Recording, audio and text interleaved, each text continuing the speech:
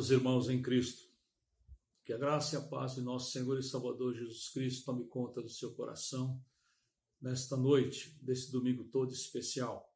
Estamos mais uma vez aqui, meus amados, em virtude do nosso templo estar fechado.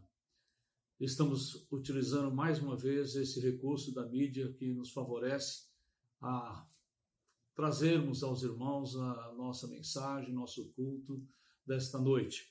Nós entendemos que nesta noite é um domingo todo especial, é um domingo da ressurreição, o domingo dos domingos.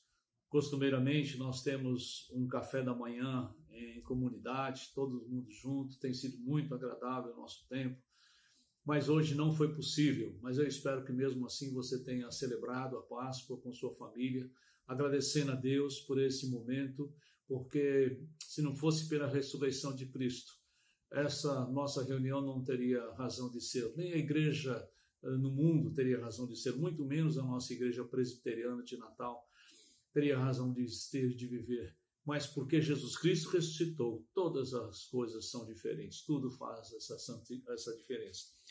E hoje, irmãos, nós queremos mais uma vez sermos edificados, pedindo a Deus que nos abençoe juntos nessa proposta que estamos tendo de fazer o nosso culto doméstico, o nosso culto IPN em família, que eu creio que a primeira parte você já concluiu, e agora então nós vamos para a mensagem desta noite. Vamos orar. Senhor, nosso Deus e nosso Pai, eu quero te agradecer pelo momento todo especial que o Senhor tem nos proporcionado como igreja, de mesmo estarmos separados, ó Deus, fisicamente, mas estamos juntos espiritualmente. Estamos em nossos lares, com os nossos familiares, ó Deus, cantando, louvando o teu santo nome, orando, e agora, Deus, ouvindo mais uma vez a exposição da tua palavra. E suplicamos que teu Santo Espírito, que inspirou esse texto, através do teu servo, apóstolo Paulo, nos ilumine, Senhor, a fim de que a compreensão desse texto nos ajude a nossa vida diária, a santificação de nossa vida, a edificação da nossa igreja e a glória do teu santo nome. Por Jesus Cristo nós oramos. Amém. Meus irmãos, nós estamos nesses meses, como já temos mencionado, fazendo a exposição do texto que se encontra em Colossenses. Colossenses, vamos trabalhar o mês inteiro, e até em abril também, já começamos em março e vamos para abril também. É a quinta semana que estamos falando sobre Colossenses. O primeiro texto eu preguei lá no templo da nossa igreja. E agora os outros dois, o pastor Ítalo e eu, temos feito essa exposição. O pastor Ítalo ficando mais com a parte da manhã e eu com a exposição da noite. E nesta noite, meus irmãos, nós queremos dar continuidade a esse momento da exposição desse texto. Eu quero apenas chamar a atenção de vocês para relembrar algumas coisas que temos falado, muito importantes. Em primeiro lugar, nós queremos lembrar a você que Colossenses é um dos textos mais importantes do Novo Testamento, onde Deus coloca toda a luz em seu Filho Jesus Cristo, como aquele holofote que ilumina um palco escuro, e ele mostra quem Jesus Cristo é. Paulo faz isso com muita propriedade, com muita sabedoria. E no capítulo 1, ele descreveu o que Jesus Cristo é, o que Jesus Cristo fez pela sua igreja e por todos nós. E no capítulo 2, então, ele começou a falar a respeito de que a mensagem que ele recebeu do Senhor era tão importante. E como era importante os cristãos aprenderem que aquilo que estava sendo ensinados de forma errônea, como heresia para eles, que só algumas pessoas podiam conhecer Jesus Cristo de uma forma toda especial, aquilo não era correto, não era verdadeiro. E então o apóstolo Paulo ele faz questão de mostrar-nos que nós precisamos crescer juntos, aprendermos juntos, gastarmos tempo juntos na palavra de Deus, e esse é o crescimento que assim procede de Deus. Paulo mostra então que Jesus Cristo é tudo que o crente precisa, é tudo que aquilo que o Senhor, que Deus nos proporcionou para vivermos a vida que agrada ao Senhor. O texto desta noite que vamos ler, ele é baseado no texto do capítulo 2, o final do capítulo 2, a partir do versículo 6 até o versículo 23. Eu convido vocês nesse instante para abrirem suas Bíblias em Colossenses, capítulo 2, e atentarmos para a leitura que faremos, dos versículos 6 até o versículo 23. Façamos isso. Assim nos diz a palavra do Senhor. Verso 6 do capítulo 2. Portanto, assim como vocês receberam a Cristo Jesus, o Senhor, continuem a viver nele, enraizados e edificados nele, firmados na fé, como foram ensinados, transbordando de gratidão. Tenham cuidado para que ninguém os escravize a filosofias vãs e enganosas, que se fundamentam nas tradições humanas e nos princípios elementares deste mundo, e não em Cristo. Pois em Cristo habita corporalmente toda a plenitude da divindade. E por estarem nele, que é o cabeça de todo o poder e autoridade, vocês receberam a plenitude. Nele também foram circuncidados, não com uma circuncisão feita por mãos humanas, mas com a circuncisão feita por Cristo, que é o despojar do corpo da carne. Isto aconteceu quando vocês foram sepultados com ele no batismo, e com ele foram ressuscitados mediante a fé no poder de Deus, que o ressuscitou dentre os mortos. Quando vocês estavam mortos em pecados e na incircuncisão da sua carne, Deus os vivificou com Cristo. Ele nos perdoou todas as transgressões e cancelou a escrita de dívida que consistia de ordenanças e que nos era contrária. Ele a removeu, pregando-a na cruz, e tendo despojado os poderes e as autoridades, fez deles um espetáculo público, triunfando sobre eles na cruz. Portanto, não permitam que ninguém os julgue pelo que vocês comem ou bebem, ou com relação a alguma festividade religiosa, ou a celebração das luas novas ou dos dias de sábado. Estas coisas são sombras do que haveria de vir. A realidade, porém, encontra-se em Cristo. Não permita que ninguém que tenha prazer numa falsa humildade e na adoração de anjos os impeça de alcançar o prêmio.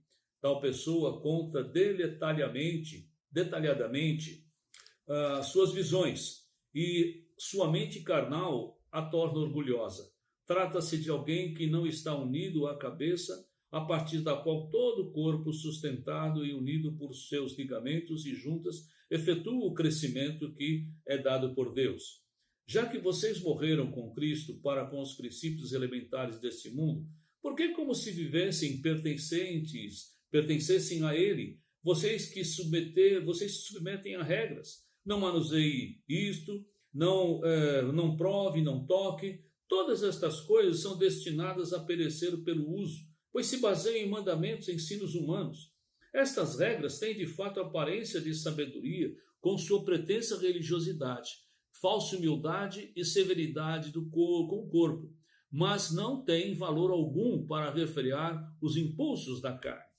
Meus irmãos, esse texto, como você percebe, é um texto denso, um texto cheio de ensinos, e nós temos mostrado que o apóstolo Paulo, a partir do versículo 6, vai começar a combater as heresias, as quais ele estava preocupado. A Epáfras lhe conta que está acontecendo, que está comentando a igreja de Colossos e na região da Frígia.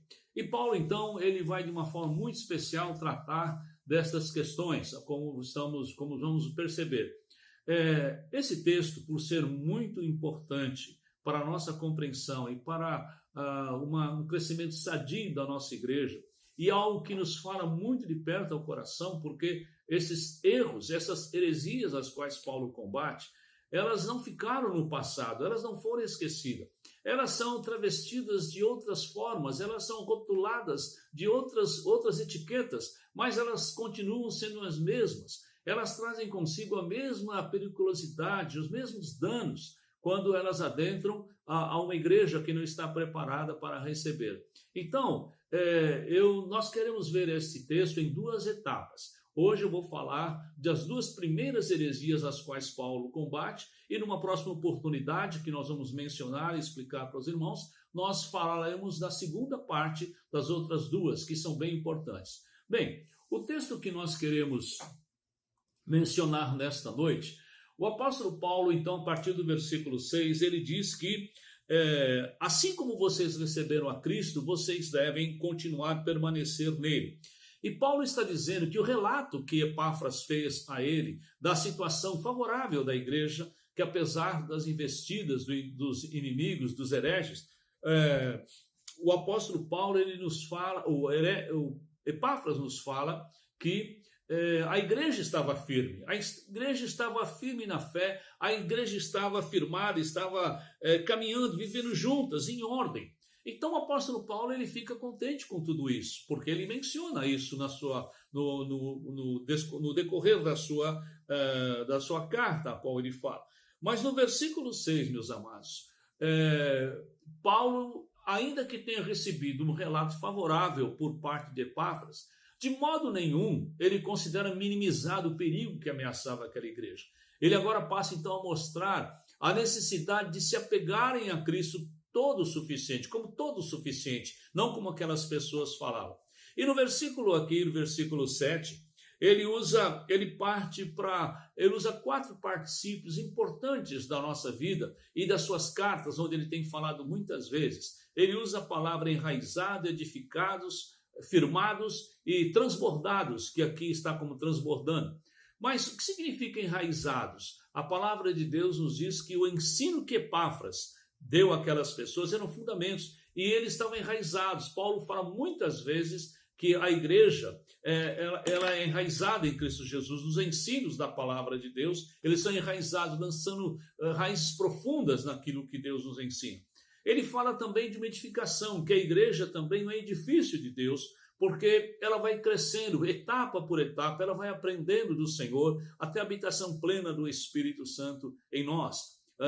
Então você percebe que Paulo usa a mesma linguagem que ele usa aqui, ele usa em outros textos, outras cartas, facilitando a nossa compreensão.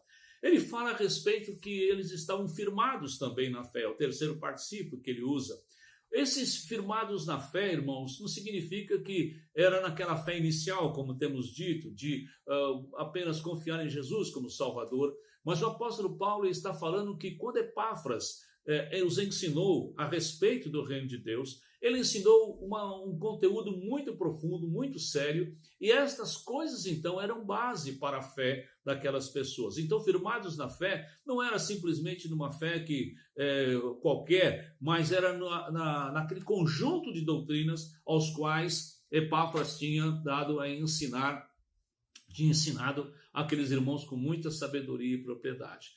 E agora, meus irmãos, ele diz um outro particípio que aqui aparece como transbordando, mas ele mostra que a palavra no original está transbordados mesmo. É o resultado, uma gratidão que transborda. Paulo, em vários lugares, ele fala a respeito de transbordar de conhecimento, transbordar da graça de Deus. Paulo ele não se contenta simplesmente com uma vida muito rasteira em relação aos conhecimentos de Deus. Ele fala de extravasar, de transbordar. E aqui a gratidão é o resultado natural de ter de conhecer tudo que Jesus Cristo tem feito por nós. Então Paulo ele menciona, olha, quando você sabe que Jesus Cristo fez tudo por você, surge em teu coração um desejo profundo de gratidão ao Senhor e vocês vão transbordar com isso. Meus irmãos, o erro com o qual Paulo estava lidando tinha muitas facetas e parece ter sido uma forma antiga de gnosticismo, como temos mencionado a você, onde os hereges em Colossos, eles alegavam que Cristo sozinho não poderia levantar alguém a um nível espiritual mais alto, não poderia dar a alguém aquela consistência espiritual a qual o Epáfras tinha dito e que outros pregavam.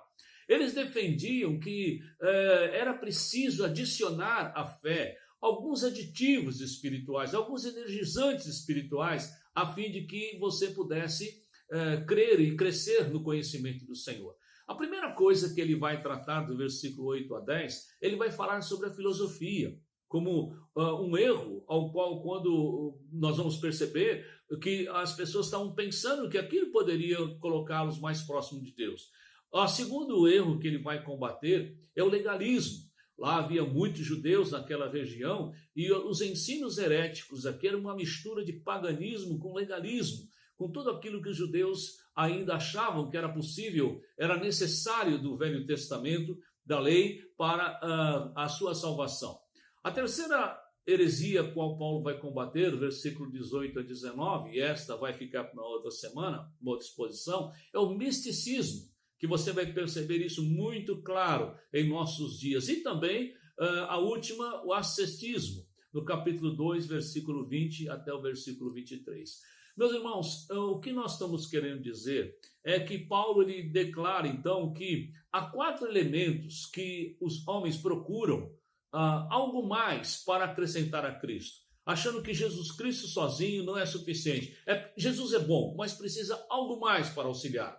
Então, nós vamos trabalhar com essas questões, esses 4 princípios, 4 erros, e eu quero que você perceba o primeiro deles. O primeiro deles é que as pessoas acham que aqueles hereges, eles diziam assim, Cristo é bom, mas é preciso a filosofia. A filosofia é necessária. Então, Paulo, versículo 8, ele diz, olha, tenham cuidado para que ninguém vos escravize a filosofias vãs e enganosas, que se fundamentam nas tradições humanas e nos princípios elementares desse mundo e não em Cristo. Bem, qual é a definição que nós temos de filosofia?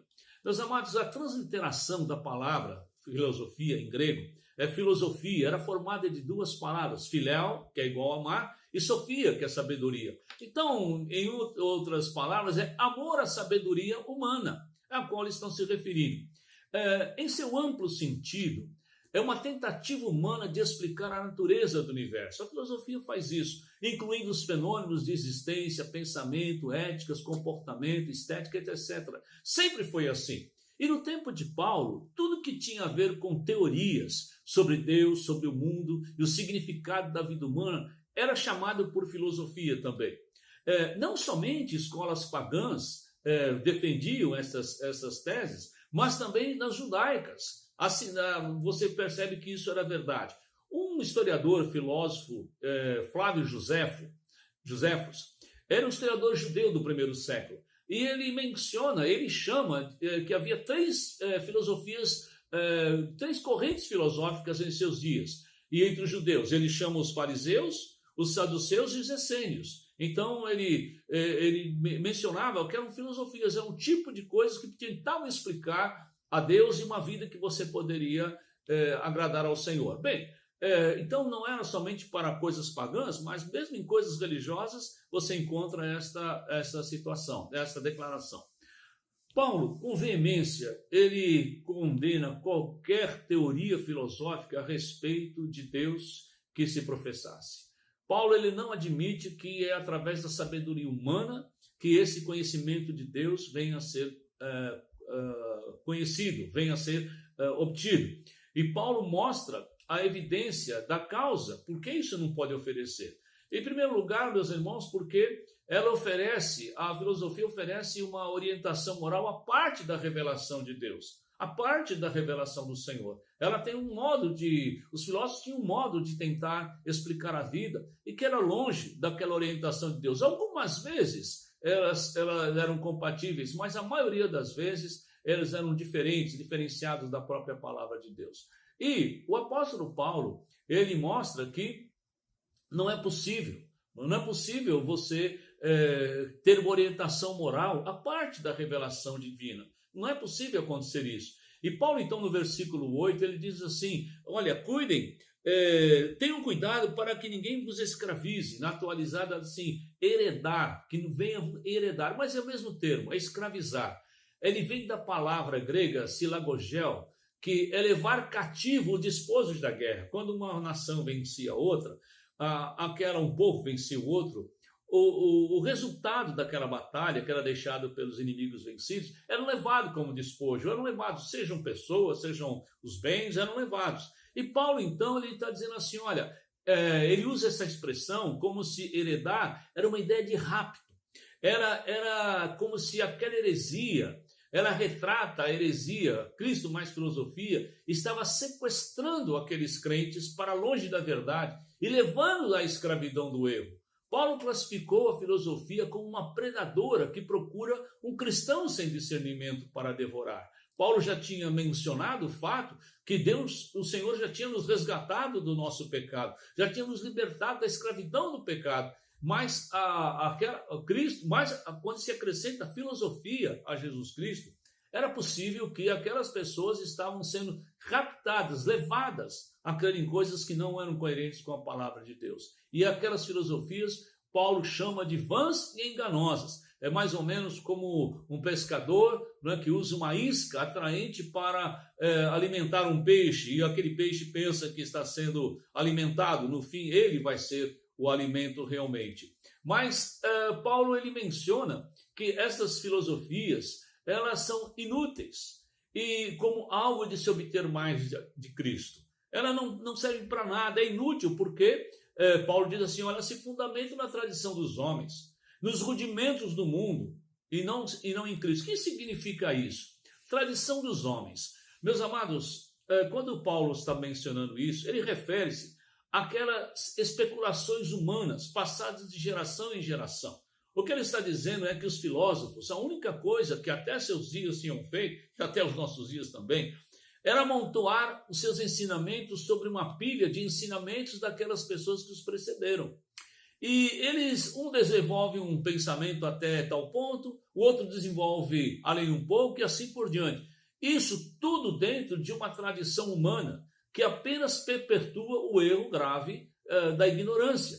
Se uma coisa é errada no seu princípio, será sempre errada quando se fundamenta buscar a Deus pela compreensão da razão humana. Paulo diz então que era como esses rudimentos do mundo, princípios elementares. Paulo diz que literalmente essa palavra rudimentos do mundo, princípios elementares, ele se refere a alguma coisa como se fosse assim, uma coisa bem básica, coisa em colunas, não é? Como se fosse assim, 1, 2, 3, ABC. E Paulo está dizendo que o tipo de instrução que se daria a uma criança, que a filosofia nada mais é do que um tipo de instrução que se dá a uma criança. Embora ela pareça tão sofisticada, a filosofia humana é rudimentar, é infantil, sem refinamento, quando se trata dos nossos relacionamentos com Deus.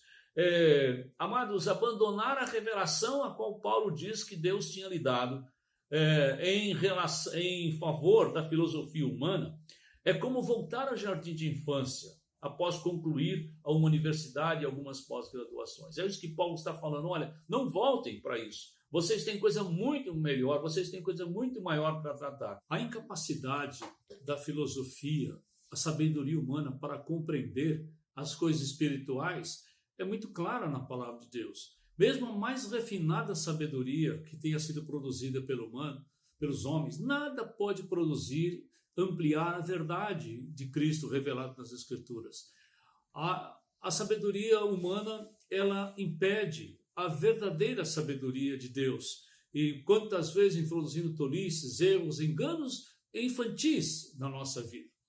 Quando Paulo escreve aos Coríntios a sua primeira carta, capítulo 1, 18 a 21, ele é muito claro em dizer que a sabedoria humana não pode enriquecer a revelação dada por Deus. Inclusive, ele diz que o homem natural não pode compreender as coisas de Deus porque elas se discernem espiritualmente. As coisas de Deus são infinitamente mais superiores à mente humana. E os homens não precisam, os cristãos não precisam buscar sabedoria humana para se relacionarem com Deus conforme a própria palavra de Deus nos ensina. Eles possuem a Cristo, a mente de Cristo, e isso é o suficiente. Isso deveria nos levar à compreensão de que nada mais é necessário para o nosso relacionamento com Deus a não ser conhecer o próprio Jesus. Por que se deixar capturar, então, pela filosofia, quando se pode alcançar a perfeita verdade em Cristo Jesus? O apóstolo Paulo, quando ele escreve aqui os versículos 9 e 10 do capítulo 2, ele menciona uma situação muito interessante, uma contraposição com relação ao ensino que ele mostra aqui a respeito desse assunto. Verso 9 e 10, pois em Cristo habita corporalmente toda a plenitude da divindade, e por estarem nele, que é o cabeça de todo poder e autoridade, vocês receberam a plenitude. Paulo está dizendo que em Cristo Jesus habita corporalmente toda a plenitude da divindade. Tudo que de Deus se podia conhecer, ser revelado ao homem, foi revelado na pessoa de Jesus Cristo, o Verbo de Deus encarnado.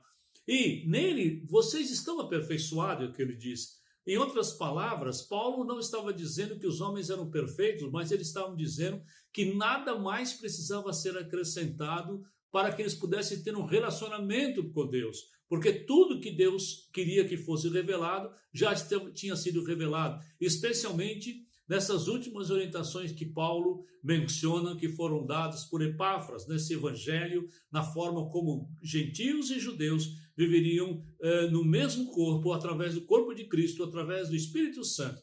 Então, meus amados, nós somos absolutamente suficientes em Cristo Jesus para vivermos a vida que Ele mesmo quer que nós possamos levar. A sabedoria humana nada pode acrescentar a que já está revelada em Cristo Jesus.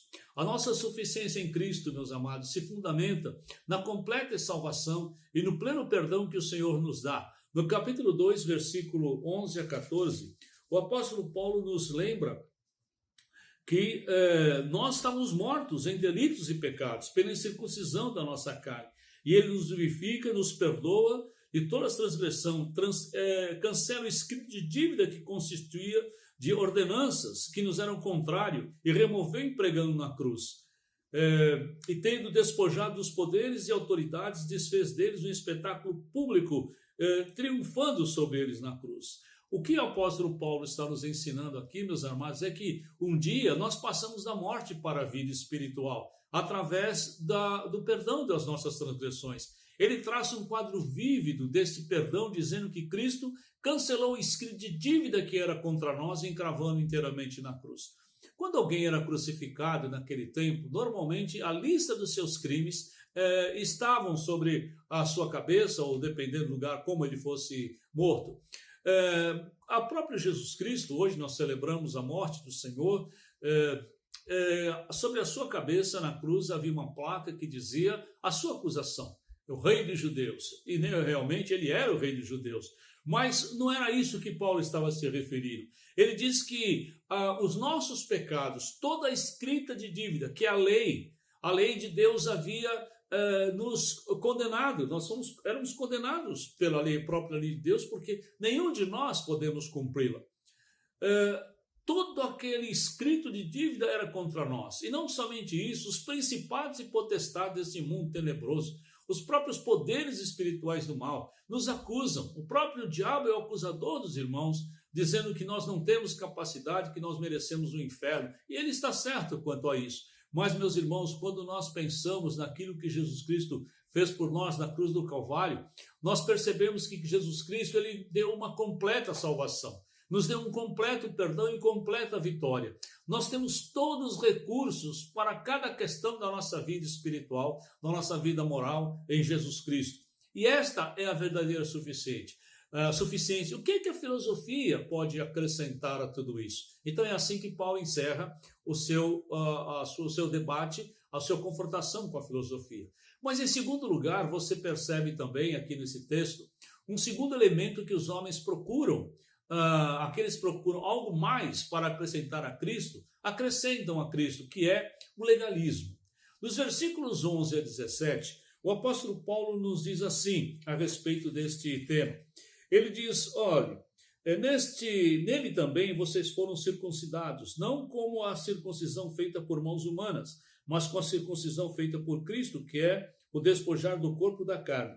Isto aconteceu quando vocês foram sepultados com ele no batismo e com ele foram ressuscitados mediante a fé no poder de Deus, que ressuscitou dentre os mortos. Quando vocês estavam mortos em pecados e na incircuncisão da sua carne, Deus os vivificou com Cristo. Ele nos perdoou todas as nossas transgressões e cancelou o escrito de dívida que constituía de ordenanças e que nos era contrário. Ele nos removeu pregando-o na cruz e, tendo despojado os poderes e autoridades, fez deles um espetáculo público, triunfando deles sobre eles na cruz. Portanto, não permitam que ninguém vos julgue pelo que vocês comem ou bebem, ou com relação a alguma festividade religiosa, ou a celebração de luas novas, ou dos dias de sábado. Estas coisas são sombras do que haveria de vir. A realidade, porém, encontra-se em Cristo. O apóstolo Paulo, ele nos mostra um perigo tão grande que acontecia com o legalismo. Um grande número de judeus viviam naquela região e esse gnosticismo embrionário, eles tinham muito do legalismo judaico com o paganismo das pessoas daquela região. Então, O que vem a ser esse legalismo? Como nós definimos esse legalismo? Bem, para saber o que é legalismo, é necessário saber o que entendemos por espiritualidade, porque eles são totalmente opostos. Qual é o nosso padrão de espiritualidade? Qual era o padrão de espiritualidade daquelas pessoas? O que devemos fazer ou deixar de fazer para sermos mais espirituais? Para muitas pessoas, ser espiritual é cumprir fielmente certos rituais, assistir cultos regularmente, frequentar todas as reuniões da igreja, usar certos tipos de roupa ou não usar certos tipos de roupa, comer alguma coisa ou não comer, beber ou não beber certo tipo de comida ou bebida, ter certo tipo de lazer ou não, frequentar ou deixar de frequentar certos lugares. É verdade que a nossa experiência pode revelar o tipo de pessoas que somos, mas não significa que essas manifestações exteriores são mais importantes que o nosso relacionamento, o meu relacionamento direto e íntimo com a pessoa do Senhor Jesus Cristo. Paulo mesmo, ele aconselha aos cristãos agirem pela consciência dos outros, terem cuidado não só com o mal, mas com a própria aparência do mal. Então, esses textos não nos dão liberdade para vivermos uma vida dissoluta, vivermos escandalizando as pessoas. Não é isso que o apóstolo Paulo está dizendo. Mas ele diz, olha, ninguém deve julgar você se você é salvo ou se não é, por aquilo que você come ou deixe de comer. Porque o nosso relacionamento com o Senhor é muito mais profundo do que isso. E quando qualquer atividade espiritual se torna mais importante que Jesus Cristo e as suas orientações, seus mandamentos, isso é legalismo. Então, legalismo é a tensão que, se dá em cumprir regras humanas e rituais religiosos, pensando que isso aproxima-nos de Deus. Paulo encarou tal problema com os fariseus constantemente, assim como Jesus também havia encarado e enfrentado. Como que Paulo enfrenta esta barreira, então, este problema? Paulo, ele dirigia as pessoas legalistas na igreja, eles acreditavam, essas pessoas, que somente o relacionamento pessoal e vital e profundo com Cristo não era suficiente para satisfazer a Deus. Não é possível que todas aquelas leis que Deus havia dado, havia passado e não adiantavam mais o nosso relacionamento com Deus. Não é que era necessário alguma coisa ainda. Eles acrescentavam regras e requisitos que governavam os seus deveres e achavam isso essenciais à sua espiritualidade. Regras sobre comer, vestir, aparência pessoal, rituais religiosos, que a Bíblia chama isso de ensinos de homens, doutrinas de homens, não de Deus. Qual era o propósito de tais leis nos contextos do povo de Israel? Meus irmãos, sem dúvida, quando você olha o Velho Testamento, você percebe que Deus concedeu muitas leis externas. Muitas manifestações daquelas leis externas eram vistas por aquela pessoa com o propósito de proteger Israel da interação social com povos pagãos e corruptos. Deus tinha esse propósito. Em segundo lugar, também, todas aquelas leis, elas também serviam para ilustrar verdades espirituais internas, aquilo que as pessoas criam interno e que se cumpririam plenamente em Jesus Cristo. E é isso que a Bíblia nos ensina. Quando Paulo fala da própria circuncisão, aquelas pessoas estavam sendo questionadas. Olha, vocês precisam ser circuncidados para terem um relacionamento com Cristo. Paulo diz, não, vocês já foram circuncidados. Vocês tiveram a circuncisão de Cristo, que é a separação do corpo do pecado. Quando vocês foram colocados naquela cruz do Calvário juntamente com Cristo, vocês receberam o que nós chamamos da verdadeira circuncisão. Não foi um pedaço de pele jogada ao léu que os tornou puro, mas era aquela fé no Senhor. Na mesma sorte, meus amados, quando nós hoje cremos em Jesus como Salvador, quando nós morremos com Cristo pelo sepultamento, e nós somos ressurretos. Paulo aqui não está se referindo ao batismo com água, mas ele está dizendo aquela ação do Espírito Santo em nos colocar em Cristo na sua morte e nos identificar com ele na sua ressurreição. Nós, então, começamos a ter um novo padrão de espiritualidade. Circuncisão, leis dietéticas, observância de dias, guardar ou guardar aquilo, luas, festas, nada disso pode manter um padrão de espiritualidade. As pessoas que mantêm esse tipo de percepção, eles podem ter uma aparência de verdadeira santidade, mas esses ensinos não ajudam nada, nada colabora para que você possa crescer. O verdadeiro significado do legalismo trata-se de um confronto assintoso contra o próprio Senhor Jesus Cristo. O próprio Jesus deixa claro em Marcos capítulo 7, versículos 15, que não é o que entra numa pessoa que o contamina, a contrário do que os fariseus apregoavam, mas é o que sai do coração. Eles precisavam ter vitórias naquilo, ou era o coração que importava, não as coisas. Aquilo não era uma defesa, não era uma apologia à falta de higiene, mas era simplesmente esclarecer um ponto de vista. Simplesmente manter a limpeza de um copo não era sinônimo de manter um coração limpo. O Novo Testamento nos ensina claramente isso, que não é por você estar guardando este ou aquele princípio, fazendo esta ou aquela coisa, que você se torna mais próximo de Deus. Mas é uma questão de coração, de você crer no próprio Senhor Jesus, e é assim que a palavra de Deus nos ensina. Quando Paulo escreve aos Romanos, ele diz, olha, o novo tempo tem chegado. Romanos 14, 17, ele diz, olha, porque o reino de Deus não é constituído de comida ou bebida, dizendo assim, olha, não são estas coisas que podem manifestar a graça de você estar vivendo de comunhão com Deus.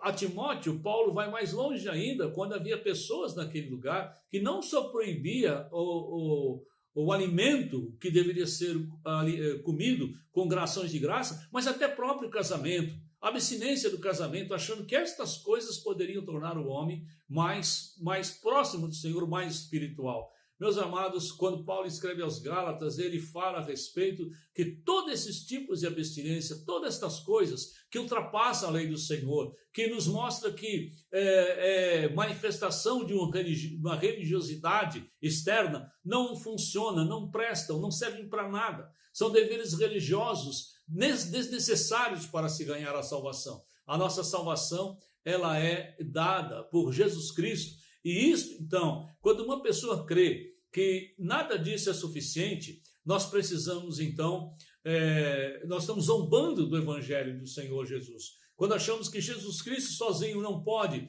satisfazer plenamente as exigências do Deus Santo, que nós precisamos ajudar até com ações legalistas, nós não entendemos o que é o Evangelho da graça. Então, o Evangelho, o legalismo, era uma ameaça para a igreja naqueles dias, mas é uma ameaça para os nossos dias também.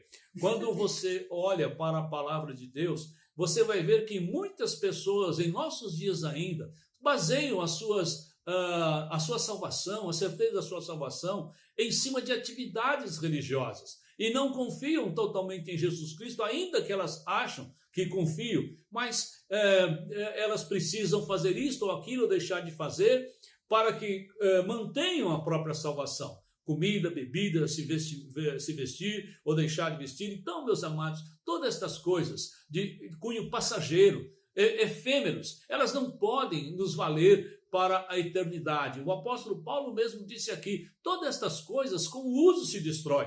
Não é possível coisas que com o uso se destrói, como um alimento, como qualquer coisa que você possa fazer externamente, que o uso é tão efêmero, tão passageiro. Isso não pode nos levar a uma salvação que é eterna, preparada por Deus, antes mesmo da própria salvação do mundo. Sem dúvida que a oração, a leitura bíblica, a comunhão com os crentes podem e devem manifestar a verdadeira conversão. Mas, meus amados, essas coisas isoladas da devoção a Cristo não têm valor nenhum. Até pessoas mesmo que apenas são religiosas, mas nunca foram cristãos, eles podem cultivar, fazer todas estas coisas. Mas é muito perigoso tentar imaginar que são essas coisas externas que garantem a nossa espiritualidade. O próprio Senhor Jesus, ele disse em determinado momento, quando alguns arrogavam de conhecê-lo, porque havia expulsado demônios, porque haviam feito milagres, lá em Mateus capítulo 7, Jesus diz, olha, eu nunca vos conheci. E é pelo fruto que se conhece, não pelos dons. Nem os próprios dons nos garantem que somos salvos, mas é aquele fruto do Espírito Santo. E o apóstolo Paulo, então, perplexo, porque aquelas pessoas confundiam o símbolo com a própria realidade. O verso 17 diz, estas coisas são sombras do que havia de vir. A realidade, porém, encontra-se em Jesus Cristo. Meus irmãos, tudo aquilo que o Velho Testamento apontou, todas aquelas leis cerimoniais, as leis civis, todas aquelas leis apontavam por uma pessoa bendita de nosso Senhor Jesus Cristo. E Paulo diz que estas coisas todas aquelas figuras, o tabernáculo, tudo era sombra. A realidade é Jesus Cristo. Meus amados, imagine você, se você pudesse entrar numa casa numa noite aproximada, escuro, já escureceu, e tem uma luz, você tem uma criança pequena na sala, e uma luz te pega por trás e reflete a tua sombra numa parede, e aquela criança ainda não entendendo direito, ela percebe a sua silhueta e vai até a parede, como percebendo que era alguma coisa que lembrasse você. Imagine que em determinado momento você diz, não filhinho, eu estou aqui. Imagine que aquela criança vai querer ficar com a sombra quando ela ouve a sua voz, quando ela vê você. Era isso que os israelitas estavam fazendo, é isso que esse povo estava falando. Eles amaram tanto as sombras, tanto aquelas coisas que simbolizavam Jesus Cristo, que quando Jesus Cristo vem em pessoa, eles o rejeitam.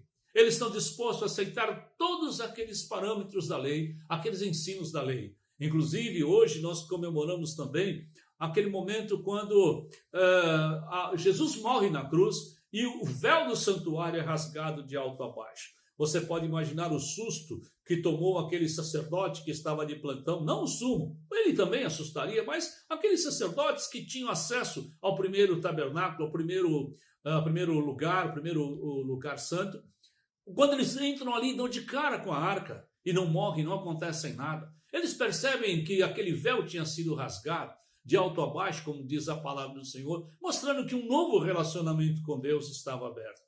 Mas, meus irmãos, aquelas pessoas amaram mais as sombras. Eles amaram mais o tabernáculo, amaram mais as cortinas, amaram mais o sacrifício, mais todas aquelas coisas que simbolizavam Jesus. Sabe o que eles fizeram em breve tempo? Costuraram o véu novamente. Eu digo assim, eles costuraram, remendaram o véu.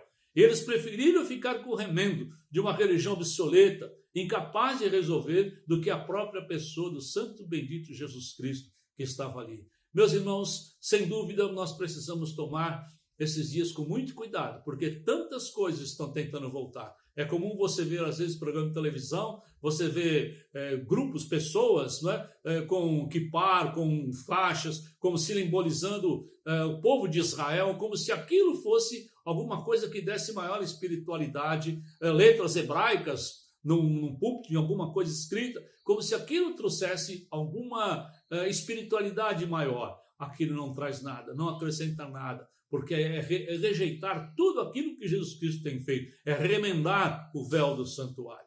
Concluindo, meus irmãos, aquilo que queremos falar nesta noite. Não se deixe intimidar pelas expectativas legalistas superficiais por parte de outros. Eu acredito que você já foi julgado por fazer isto ou aquilo por parte de outras pessoas. Nós precisamos entender se aquilo realmente vem de um coração que ainda não está suficientemente maduro, ou se é uma atitude legalista de alguém que quer impor sobre você um jugo mais pesado. Não deixe que o comportamento, o resultado do seu amor por Cristo e suas santas inspirações produzidas em você, pela habitação do Espírito Santo, pela presença do Espírito Santo e a permanência da palavra de Deus, não deixe que esse comportamento não seja o resultado do seu relacionamento com Deus. Você precisa fazer. O Espírito Santo está em você, a palavra de Deus habita em você, e é isso que importa. Meus irmãos, este é o segundo elemento que os homens acrescentam a Cristo em busca de algo mais. O que é que precisa colocar-se a Cristo? Jesus Cristo é totalmente suficiente. Jesus Cristo é aquilo que você precisa de Deus. Você tem tudo que necessita para viver de maneira agradável a Deus, de maneira vitoriosa em Jesus Cristo. Você não precisa das filosofias desse mundo para explicar quem é Deus e o seu lugar neste mundo e para onde você vai. Você não precisa de um legalismo ultrapassado, arcaico, para te mostrar como você deve se relacionar com Deus. Você tem Jesus Cristo. Ele é a plenitude da divindade. Nele habita corporalmente o próprio Deus. Ele é o próprio Deus. Que Deus assim nos abençoe. Vamos orar. Senhor, nosso Deus e nosso Pai, nós suplicamos que o Senhor nos ajude, nos abençoe com o ensino desse texto tão precioso para as nossas vidas. Pai, nós sabemos que as filosofias humanas, o legalismo, todas estas coisas, ó Pai, que tentaram adentrar a igreja no passado e até hoje vêm travestidas de novas roupagens, de novas etiquetas, novas embalagens, Tantas vezes, Senhor, tem entrado na igreja e quantas vezes as pessoas perdem por não conhecerem a Jesus Cristo. Senhor, mostra-nos nesta semana o valor do teu Santo Filho. Mostra-nos, Senhor, a alegria, a satisfação que o Senhor tem em teu próprio Filho. Ó Deus, que aquele que satisfaz o seu coração seja toda a nossa plena alegria nesta semana. E que essa carta aos Colossenses nos alerte para tudo aquilo que nós temos em Cristo Jesus. Nós não precisamos de nada mais, não precisamos de uma profecia, de uma nova revelação, não precisamos de mais nada, apenas precisamos conhecer quem é o próprio Senhor Jesus Cristo na nossa vida. Ajuda-nos nisso, em nome de teu Filho oramos. Amém. Meus amados, que a graça e a paz de nosso Senhor e Salvador Jesus Cristo, o amor de Deus, nosso eterno e soberano Pai, o consolo, o conforto, o ensino, as convicções de Espírito Santo de Deus, seja sobre a sua vida hoje e para todos sempre. Amém. Antes de encerrarmos esse vídeo, eu quero dar apenas duas palavras. Uma primeira de gratidão. Nós temos ficado impressionados como Deus tem sido bondoso em nos proporcionar as condições financeiras para que a gente possa arcar com todas as responsabilidades peculiares da Igreja Presbiteriana de Natal. Nós temos feito pedidos, já é a 5ª semana que não nos reunimos, mas pelo relatório que os tesoureiros têm nos concedido, nós percebemos que você que está aí, você tem visto isso, você tem correspondido com isso. E nós temos o movimento normal, como se as pessoas ali estivessem, talvez com exceção uma oferta ou outra, mas aquilo que necessitamos realmente como compromisso semanal, mensal, nós temos agradecido a Deus por isso. E pedimos que você continue assim. Não sabemos por quanto tempo vamos continuar nessa condição de não podermos nos reunir para aquele momento solene de entrega dos nossos dízimos, mas, meus irmãos, eu tenho dito a você, quando você deposita, transfere o seu dízimo, é um momento muito solene também. Se você quiser orar depois, um momento especial, pode fazê-lo, mas sem dúvida ele é um momento especial e Deus reconhece isso. A segunda coisa que queremos mencionar, meus irmãos, é que nós estamos tentando estar atentos às necessidades de irmãos mais carentes da nossa igreja. Temos tentado telefonar, temos tentado auscultar um ou outro, mas mesmo assim, às vezes, nos foge as informações necessárias. Caso você mesmo esteja passando por algum problema, alguma necessidade em relação, devido a esse problema de falta de trabalho, você é autônomo, você que tenha o seu comércio, as suas coisas, converse conosco. Nós não podemos resolver todas as coisas, mas quem sabe nós podemos te ajudar e vamos nos esforçar para isso. Talvez você, não você mesmo, mas você sabe de alguém que está nessa condição. Não se furte de nos avisar. Converse com os diáconos, converse com os pastores e nós teremos imenso prazer, faremos todos os esforços, evitaremos esforços para tentar solucionar esses problemas. Meus irmãos, que Deus nos ajude, que nós possamos continuar confiando no Senhor nesses dias tão difíceis pelos quais passamos e que muito em breve nós possamos estar juntos para glorificar ao Senhor e andar com o Senhor. Mais uma vez, o templo está fechado, mas a igreja continua viva, continua altaneira, continua revigorada, continua exercendo o seu trabalho e nós temos muito boas notícias para que no momento próprio a gente possa acontecer de gratas surpresas que temos tido nesses dias de isolamento físico, mas não espiritual. Que Deus nos abençoe. Amém.